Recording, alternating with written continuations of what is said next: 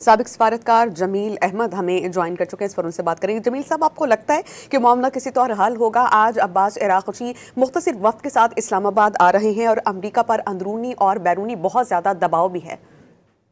جی ہاں، جو زمینی حقائق ہے خاص طور پر وار زون میں، یعنی کہ ایران اور امریکہ کے درمیان سمندروں میں اس وقت وہ زمینی حقائق تو یہ کہتے ہیں کہ ترشی اور تلخی زیادہ بڑھ گئی ہے، اور جو اس میں ایک مثبت چیز نظر آتی ہے کہ دنیا کا دباؤ پڑ رہا ہے امریکہ پر، امریکہ کے اپنے لوگوں کا دباؤ پڑ رہا ہے معیشت کے لحاظ سے اور سیاست کے لحاظ سے۔ سیاست میں اس لیے کہہ رہا ہوں کہ مڈ ٹرم الیکشن آ رہا ہے، سیاست میں اس لیے کہہ رہا ہوں کہ ریٹنگ ڈونلڈ ٹرمپ کی ڈاؤن ہو رہی ہے، اور میں معیشت اس لیے کہہ رہا ہوں کہ وہاں پے چیک ٹو پے چیک لوگ جو رہتے ہیں ان کی جیبوں پر اتنا بوجھ پڑ رہا ہے کہ وہ اپنا گزارا نہیں کر سک رہے ہیں، اور جس کی وجہ سے جب وہ اپنی کانسٹیٹوئنسی میں جاتے ہیں تو ان کے کانسٹیٹوئنسی کے کانگریس ممبرز اور سینیٹرز ان کو زیادہ تشویش ہوتی ہے، اور پھر وہ ٹرانسفر ہوتا ہے ڈونلڈ ٹرمپ پر۔ وہ ایک مثبت ہے کیونکہ اس پریشر کی وجہ سے ڈونلڈ ٹرمپ کی کبھی کبھی اچھی ٹیوٹس بھی آ جاتی ہیں بلکہ۔ اور دوسری بات یہ ہے کہ ایران نے بڑی ہمیشہ جو عراقی صاحب آ رہے ہیں آج شب، جو جس طرح کے بتایا گیا ہے، جس طرح متوقع ہے، تو اس کا سب سے بڑا سبب یہ ہے کہ پاکستان کی بیک چینل ڈپلومیسی اس تمام ترشی اور اس تمام تلخی میں جاری رہی، کہیں بھی رکی نہیں، جبکہ ایران کی طرف سے امریکہ کو دھمکیاں اور امریکہ کی طرف سے ایران کی دھمکیاں۔ میں آ رہا ہوں ڈیفنس جو یہ جوائنٹ چیف جو ہے یو ایس کے، اس پر بھی میں آ رہا ہوں۔ تو اس کے ساتھ ساتھ جو بیک چینل ڈپلومیسی رہی، اس کی وجہ سے انہوں نے اسکیل ڈاؤن کر کے عراقی صاحب کی ڈیلیگیشن کو بھیجا ہے۔ ظاہر پہلے وہ ڈیلیگیشن زیادہ پاورفل تھا کیونکہ جو باقر کالباف صاحب ہیں وہ ان سے زیادہ رتبے میں بڑے ہیں اور زیادہ پاورفل بھی ہیں ان کی بیک گراؤنڈ کی وجہ سے، تو وہ ظاہر ہے انہوں نے ڈاؤن گریڈ کر کے بھیجا ہے، جس سے کہ مجھے اندازہ یہ ہوتا ہے کہ یو ایس کے طرف سے بھی جے ڈی وینس کے بجائے وہ کسی اور کو، منسٹر وغیرہ کو بھیجیں گے، کیونکہ جے ڈی وینس جو آئیں گے وہ شاید یہ جو کل یا پرسوں جب مرحلہ اگر ہوگا اس کے آخر میں یا اس کے بعد والے مرحلے میں آئیں گے، اور پھر جس طرح ڈونلڈ ٹرمپ نے بھی اگر یہ کسی کروٹ بیٹھنے لگا ہوں جس کی توقع ہے، یعنی کہ یہ حل اس کا نکلنے لگا اس ڈیل کا، کیونکہ ڈیل نہ ہونا کا مطلب ہے جنگ کی طرف دوبارہ جانا، اور جنگ کی طرف دوبارہ جانے کا مطلب ہے اسٹیٹ آف ہرمز کے بند رہنا، اور اسٹیٹ آف ہرمز کے بند رہنے کا مطلب یہ ہے کہ دنیا میں ایک معیشت کی طوفان آ جائے گا اور دنیا میں قحط پڑنا شروع ہو جائے گا۔ میں کیوں کہہ رہا ہوں قحط؟ کیونکہ تقریباً 40-45% فرٹیلائزر ادھر سے جاتا ہے۔ ورلڈ فوڈ پروگرام کہہ چکی ہے کہ دنیا میں کوئی 40-45% جو ہے قحط سے لوگ دو چار ہو جائیں گے، فوڈ سیکیورٹی ہو جائے گی، اور اس کے ساتھ ساتھ دنیا میں بہت سارے الیکٹرانک کے حصے پرزے ہیں ملنا بند ہو جائیں گے۔ اسی طرح ویپنز جو آپ دیکھتے ہیں کہ جتنی زیادہ ڈیفنس، ایئر ڈیفنس سسٹم کے جو تھاڈز اور جو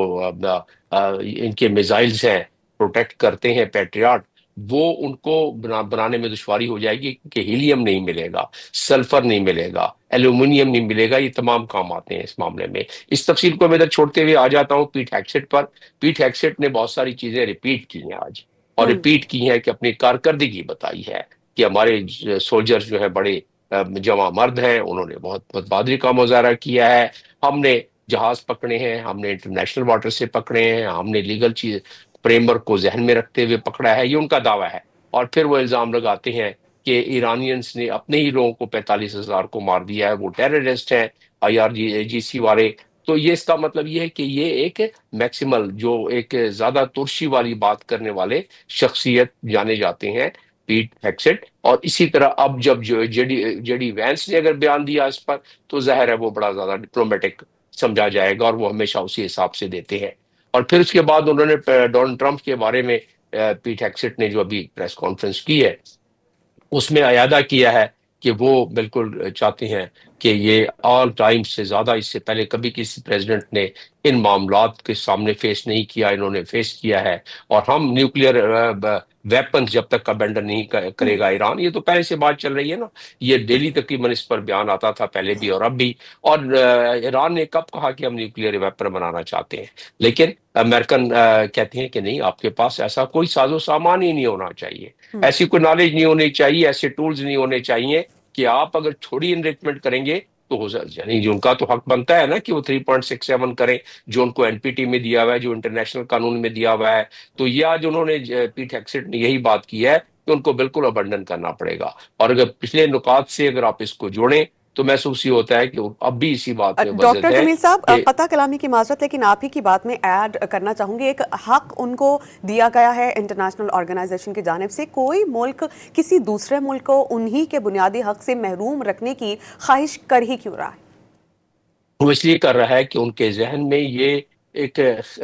اختراع ہے ذہن کی کہ ایران کے پاس اگر یہ نالج، یہ سینٹریفیوج رہے تو وہ ویپن بنا لے گا. دوسری اس کی ایک اور وجہ ہے جو کہ وجہ کنسرن کی کہی جا سکتی ہے امریکہ کو اور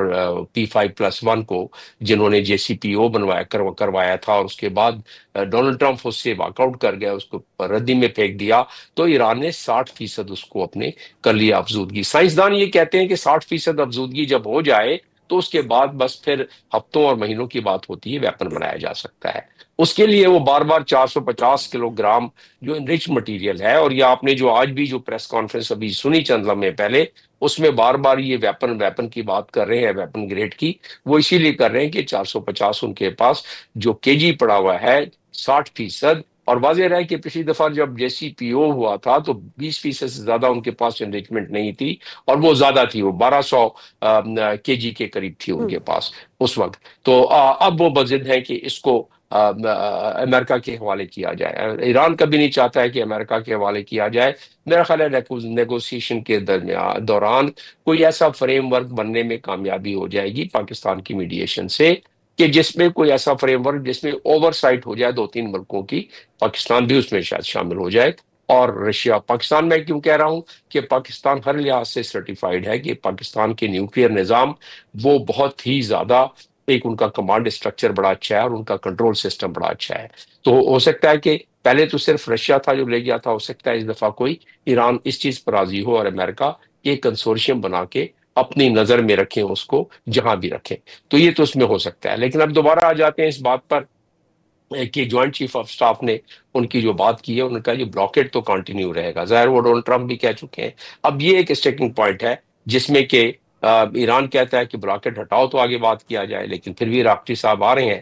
اب اس میں تجزیہ یہ کہتا ہے، اور تھوڑے سی جو حقائق ہیں، کیونکہ دنیا جس کرب میں مبتلا ہے، معاشی کرب میں، اور امریکہ خود تو زیادہ عرصے تک اس کا متحمل نہیں ہو سکتا ہے. اور پھر اطلاع کے مطابق پروفیسر مرنڈی کہتے ہیں اپنے اس میں آرٹیکل میں اور اپنی گفتگو میں، ایران کے ہیں اور بڑے اچھے سائنٹسٹ ہیں، وہ پولیٹیکل سائنٹسٹ ہیں، وہ کہتے ہیں کہ چند راکٹ میزائل فائر ہوئے تو یہ ریڈ سی کی طرف لے گئے ہیں اپنے تمام نیول ویسلز کو جو بلاکٹ کے لیے استعمال کر رہے ہیں. بہت دور جا کے بلاکٹ استعمال کر رہے ہیں تاکہ رینج سے باہر رہیں. اور IRCG نے کہہ دیا ہے کہ ہم پھر اگر ہمارے نزدیک آئے، ہمارے بندرگاہوں کے نزدیک آئے تو ہم اس پہ فائر کریں گے اور ہم آپ کی کشتیوں وارشپ کو ڈیمیج کریں گے. اچھا تو ڈاکٹر یہ جمیل صاحب، میں آپ سے یہ جاننا چاہ رہی ہوں کہ آپ کو لگتا ہے کہ اب امریکی صدر ڈونلڈ ٹرمپ کو بہت حد تک اس چیز کا ادراک ہو گیا ہے کہ جنگ شروع کرنا تو آسان تھا، لیکن اس جنگ سے حکمت عملی کے ساتھ نکلنا خاصا ان کے لیے مشکل ہے؟ اس کو میں دوسرے الفاظ میں اس طرح بیان کرتا ہوں کہ he is constrained of his own circumstances. اگر اس کو میں عام فہم میں اگر بیان کرنے کی کوشش کروں تو میں کہوں گا کہ ڈونلڈ ٹرمپ اس وقت اپنے ہی حالات کے قیدی بن چکے ہیں اور دلدل میں پھنس چکے ہیں. یہ اس کا جواب ہے. یہ حقیقت ہے کہ جب بیک ڈور سے وائٹ ہاؤس میں داخل ہوئے تھے نیتن یاہو 11 فروری کو، وار پلان پیش کیا تھا، جس طرح کی خبریں باہر آئیں بعد میں، وار پلان پیش کیا تھا جس عجلت میں وائٹ ہاؤس سے فیصلہ کیا گیا. یہ پینٹاگون بھی اس وقت اس معاملے میں راضی نہیں تھا، اسی لیے ان کے کوئی 1 درجن سے زیادہ جرنیل جو ہیں وہ یا تو ریزائن کر گئے یا ان کو نکال دیا گیا، اور ساتھ ساتھ تمام ان کی کیبنٹ ممبر اور ہائی آفیشلز کو ملایا جائے تو اس جنگ کے دوران اور کچھ عرصہ پہلے اور اب تک ملا کے 34 کے قریب نکالے جا چکے ہیں. جو اس بات کی یہ دلیل ہے کہ وہاں سینئر ایلیمنٹس، پروفیشنل ایلیمنٹس، ان کو انہوں نے آگاہی دینے کی کوشش کی ہوگی جو نہیں مانی اور آ گئے اس جنگ میں. 28 فروری کو جب آ گئے تو اس دلدل میں پھنس گئے. تو آپ کی بات درست ہے کہ اب وہ اس دلدل میں پھنس گئے ہیں. اسی لیے آپ یہ ٹویٹس جو دیکھتے ہیں کہ ایک دن تولا ایک دن ماشا، کبھی ایک بڑی نرمی والی بات اور بڑی امن والی بات اور بڑے امن کے دائی ہونے والی بات اور کامیابی، مذاکرات کی کامیابی والی بات، اور دوسرے لمحے کہ جی ہم تو بس اٹیک کر دیں گے اور ہم بالکل جو باقی بچا کھچا ایران ہے اس کو بھی ہم تباہ و برباد کر دیں گے۔ بہرحال حقیقت یہ ہے اس وقت کہ ایران کی ناکہ بندی ان کی معیشت کو تباہی کے دانے پر لے جا رہی ہے۔ ایران کا 90% دار و مدار ان بندرگاہوں سے کے ذریعے جو تیل بھیجا جاتا ہے، باہر بیچا جاتا ہے، اس سے ہے۔ اور ان کی تنخواہیں ڈونلڈ ٹرمپ کہہ رہے ہیں وہ شاید ابھی تو حقیقت نہ ہو لیکن آگے جا کے حقیقت ہو جائے گی کہ ان کے پاس اتنے پیسے کم ہو جائیں گے کیونکہ ان کے پاس اگر یہ بلاکڈ رہا، میں نہیں سمجھتا کہ بلاکڈ رہے گا۔ جیسے ہی رافٹی صاحب آئیں گے، میرا اپنا تجزیہ یہ کہتا ہے کہ اس کے بعد امریکن ڈیلیگیشن، جس کا کہ ایڈوانس ٹیم یہاں 100 سے زیادہ افراد پہلے سے موجود ہیں، ان کی ٹیم بھی ایک چھوٹی ٹیم ادھر آ جائے گی۔ مذاکرات جب شروع ہوں گے تو اس وقت بلاکٹ کو ہٹانے کا ایک کافی زیادہ چانسز نظر آ رہے ہیں، کیونکہ پہلے بھی جب اسٹریٹ آف ہرمز بند تھا اس کے بعد انہوں نے ادھر بلاکٹ لگایا، ہمارے کہنے پہ اسٹریٹ آف ہرمز کھولا گیا اور بلاکٹ لگا دیا امریکہ نے، تو اس وقت ایک ٹرسٹ لیول ایران کا اور کم ہوا اور پاکستان کا بھی کم ہوا بیسیکلی۔ لیکن اب یہ دوبارہ آنے کی اس میں آپ کو یہ بات یہ رہے کہ ڈونلڈ ٹرمپ اپنا بالکل تیار کر کے بیٹھے ہوئے تھے، اپنا سوٹ کیس اور جہاز تیار تھا، وہ تو اور جمعے آخری کے دن لمحوں کی میں اناؤنسمنٹ بھی کر چکے تھے ڈاکٹر صاحب کیا کہ جمعے کو دن کو جی کوئی جی ڈیل ہو جائے گی۔ ڈونلڈ ٹرمپ تو کہہ چکے تھے کہ اڑان بھی بھر چکا ہے، خیر ان کی بات چھوڑیں، لیکن ان کی تیاری تھی، تیاری ان کی بالکل تھی۔ اور اب میرا ماننا یہ ہے کہ تیاری ان کی اب بھی ہے، جے ڈی وینس اگر نہیں آئیں گے کیونکہ ایران نے اس کو اسکیل ڈاؤن کر دیا ہے، سینیارٹی لیول کم کر دی ہے ڈیلیگیشن کی سربراہی کی، تو وہ بھی اپنا وائس پریزیڈنٹ، ایک پروٹوکال ہوتا ہے ڈپلومیسی میں، اس پروٹوکال کے تحت اس کو کم کر دیں گے، جس کا مطلب یہ ہے کہ یہ ایک سیشن میں کام ہونے والا نہیں، اور جس کا مطلب یہ بھی ہے کہ ڈونلڈ ٹرمپ جو ہے یہ اس کی ایکسپائری سے پہلے 60 ڈیز کی ایکسپائری سے پہلے ڈونلڈ ٹرمپ کو کانگریس کے پاس جانا پڑے گا، کانگریس سے اپروول لینی پڑے گی 1 مہینے اور اس کو جاری رکھنے کے لیے، یا اس سے پہلے جو ہماری سفارتکاری بیک چینل ڈپلومیسی اور اب بھی چل رہی ہے جب ہم گفتگو کر رہے ہیں، تو اس کے ساتھ ساتھ اس میں کچھ لچک آئے، کچھ ایسے معاملات طے ہو جائیں جس کو کہ ڈونلڈ ٹرمپ چائنا جانے سے پہلے کوئی ٹرافی کے طور پر اپنی قوم کو بتا سکیں، اور چائنیز سے بھی جو وہ چاہتے ہیں، جس مثبت قسم کا فائدے اٹھانا چاہتے ہیں اس میٹنگ کے دوران، اس سے وہ کچھ حاصل کر سکیں۔ تو اس لیے یہ امیدیں تھوڑی سی جو میں very cautiously optimistic about the talks and the positive result of task. But then again, there is a slip between the lip and the cup. اور یہ جو ہے سلسلہ جاری رہے گا، پوری دنیا میں ایک بھونچال مارکیٹ میں بھی، اسٹاک مارکیٹ میں، اس کے علاوہ آئل مارکیٹ میں، اس کے علاوہ کموڈیٹیز مارکیٹ میں، یہ تمام کے تمام۔ اور ابھی تو دوسرا اس کا ہوتی سنبھل کے بیٹھے ہوئے ہیں، اور انہوں نے کہہ دیا ہے اگر یہ مسئلہ آپ حل نہیں کرتے تو ہم باب المندال کو بھی بند کر دیں گے۔ اور میں یمن میں 3.5 سال میری پوسٹنگ رہی ہے، تعیناتی رہی ہے، مجھے معلوم ہے کہ ہوتی کتنے اس معاملے میں سخت جاں ہیں اور کٹر ہیں، تو وہ جب چاہیں گے اس کو بند کر دیں گے، اور ٹھیک، دنیا پھر اس کو برداشت نہیں کر سکے گی۔ دنیا یقیناً اس کو جی برداشت نہیں کر سکتی۔ ڈاکٹر جمیل صاحب، میں آپ سے جاننا چاہوں گی، پاکستان ایک مصالحت کار کا فیسیلیٹیٹر کا کردار ادا کر رہا ہے، پاکستان جو امن کے لیے کاوشیں کر رہا ہے وہ کسی سے ڈھکی چھپی نہیں ہے، وہ آن ریکارڈ ہو یا بیک ڈور ڈپلومیسی ہو۔ پاکستان کے کردار کے بارے میں بھی آپ کی رائے جاننا چاہوں گی، اور دوسری جانب چائنا کی پوزیشن آپ کس قدر اسٹرانگ دیکھ رہے ہیں، کیونکہ چائنا جب بھی اس طرح کے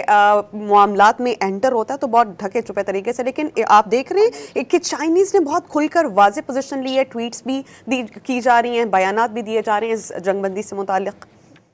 چائنا کا ہر لفظ جو ہے، چائنا کا کہ ہر بیان جو ہے وہ بڑے جچے تلے الفاظ میں ہے، اور اس میں انہوں نے بڑے سفارتی انداز میں تلخی کا اپنا اظہار کیا ہے۔ چائنا اس پورے کیلکولس میں، چائنا اس پورے حالات میں ایک بڑا پلیئر ہے، ایک بڑا پلیئر ہے چائنا، تو وہ اپنا بڑا پلیئر اپنا کردار ادا کرتا رہے گا وہ۔ تو میں سمجھتا ہوں کہ چائنا اور پاکستان بھی جتنی کر رہا ہے اپنی بیک چینل ڈپلومیسی، اس میں پاکستان یقیناً چائنا کو، اپنے سعودی عرب کو، ترکی کو، ایجپٹ کو اپنے ساتھ کنسلٹیشن میں لے کے چل رہا ہے۔ اس طرح جا کے یہ معاملہ آگے بڑھتا ہوا نظر آ رہا ہے، ورنہ اور پاکستان کی یہی وجہ ہے کہ پاکستان کی فارن پالیسی کی اڑان اس وقت دنیا میں مانی اور پہچانی جا رہی ہے. دنیا کی ہر ٹیلی ویژن کی زینت بنا ہوا ہے، ہر اخبار کی پاکستان اس وقت ہیڈ زینت لائن بنا بنا ہوا ہوا ہے. ہے جی. پاکستان کا امیج جو ہے اس وقت وہ دنیا کے بڑے ہی جس کو بام و عروج پر پہنچا ہوا ہے. اور اس لحاظ سے اگر دیکھا جائے تو یہ ہماری ایک ہسٹری بکس میں ٹیکسٹ بک میں پڑھایا جائے گا کہ کس طرح کی ہم نے military diplomacy armed with the traditional diplomacy ہم نے اس معاملے میں خاص طور پہ جو کی ہے، اس کی مثال دنیا میں دی جائے گی.